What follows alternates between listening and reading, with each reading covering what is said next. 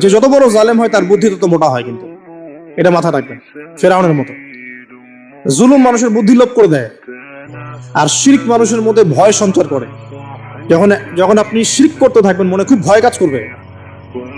এবং মুশরিক বাহিনী কখনো ইসলামের বিজয় লাভ করতে পারে নাই।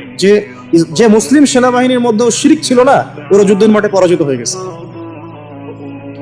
ইতিহাস ঘাটবেন, মুসলিম যে সেনাবাহিনীর মধ্যে শিরক ছিল, ওই সেনাবাহিনী পরাজিত হয়ে গেছে। আবার অল্প গুটি কয়েক সেনাবাহিনী তারা তাওহীদপন্থী ছিল, তারা জয়লাভ করেছে। ইতিহাস ঘেটে দেখবেন। তো জুলুম কি করে? বুদ্ধি লোপ হয়। নমরুদের বুদ্ধি লোপ পেয়ে গেল। তো ইব্রাহিম আলাইহিস সালাম বলছেন রব্বি আল্লাযী ইউহয়ী ওয়া ইউমীত, এ তো এটা বুঝলো না। তাহলে ইন্নাল্লাহা তাআলা ইন্নাল্লাহা ইয়াতি বিশ-শামসি মিনাল মাশরিক ফাতি বিহা মিনাল মাগরিব।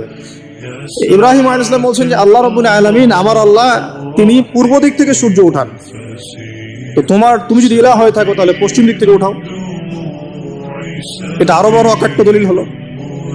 তার অবস্থাটা আল্লাহ ব্যাখ্যা করছেন এভাবে। আল্লাহ বলছেন ফাবুহিতাল্লাযী কাফার, কাফের একদম হতভম্ব হয়ে গেল।